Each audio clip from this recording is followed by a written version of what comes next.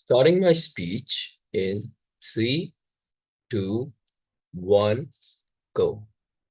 Panel trust is symmetric on both sides, but it's earned on opposition and assumed on government. If a woman reports sexual harassment, should she assume her harasser had good intentions, or should she assume the worst and demand accountability? I'll be doing two things in my speech. I'll firstly be taking down opening government on their faulty premise and prove why they're already out of today's debate. And secondly, I'll be giving you a debate-winning extension argument on social structures and political engagement that will bring opening opposition the win. See, opening government is already out of this debate because even after like two speeches, they really never give us clear substantive on why the counterfactual is more likely on their side of the house. Secondly, they never really engage with what leader of opposition talks to you about. And thirdly, DPM's speech is like redundant characterization that we already get from Prime Minister. But let's leave all of that aside and let's see what they really bring to the table. Because they pose one major question, and this was the most important question in the debate. So if I'm able to tackle this, the entire case goes down the drain. They tell to us that just trying to see good in people, you can still be aware of their flaws. Panel, that mechanism collapses because it introduces an inherent contradiction.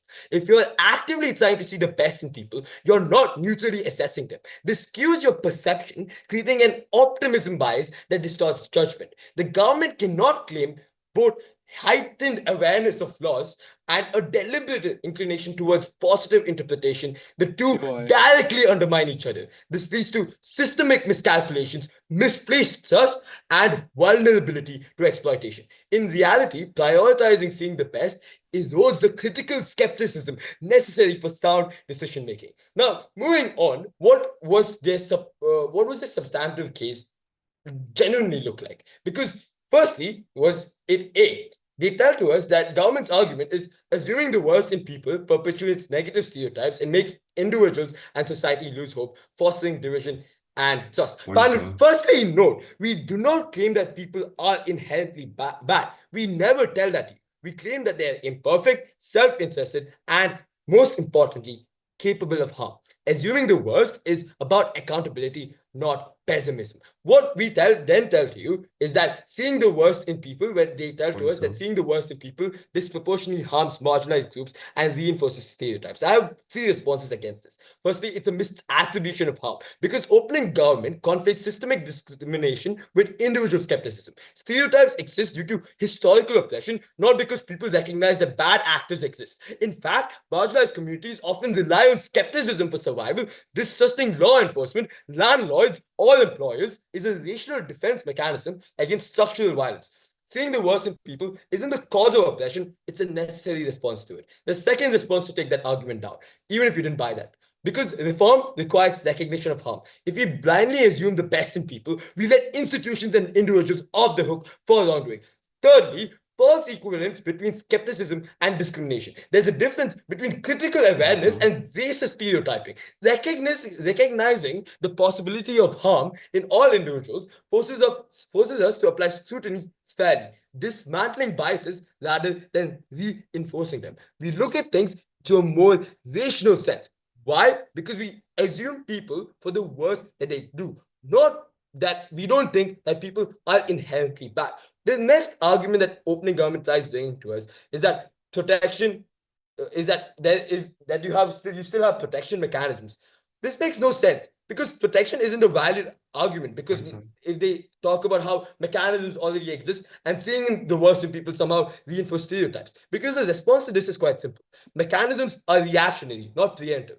Opening government assumes that legal and social mechanisms provide adequate protection, but they only respond to harm after it occurs. Recognizing the worst in people is about proactive harm mitigation, whether it's distrust of an abusive partner, a manipulative employer, or a corrupt politician. Secondly, the comparative then looks like naive trust enables exploitation. And this is something that opening government fails to address on their side because bad actors depend on people seeing the best in them. That is how scam artists, corporate criminals, and predatory figures all thrive in environments where scrutiny is dismissed as paranoia. That is the world that their opening government promotes on their side of the house. Seeing the worst in people forces accountability and removes the blind faith. Now, moving on, I'll be giving you an extension argument on the political and social consequences of assuming the best in people. The premise is quite simple. Politics and social structures do not function on trust. They function on scrutiny, accountability, and skepticism. Layer one, assuming the best makes people less rational in politics because democracy thrives on informed skepticism, Point not zero. blind optimism. Populism and other things in society that assume good intentions are not essentially bringing in good impact. Why? Because politicians who manipulate emotions rather than present facts rely on public trust to push dangerous policies. And what is the impact of this? Voters become passive consumers of political propaganda rather than critical participants in democracy. Secondly, bad leaders avoid scrutiny because they exploit public trust, weakening democratic accountability. Layer two, assuming the best in people makes people susceptible to political and social manipulation. Autocratic leaders rise when societies assume good intentions. This has happened throughout history. Why does OG never engage with this? This is happening with Putin in the status quo. Also, media and social structures weaponize blind trust. Propaganda and disinformation spread rapidly in societies. The impact of this is very important.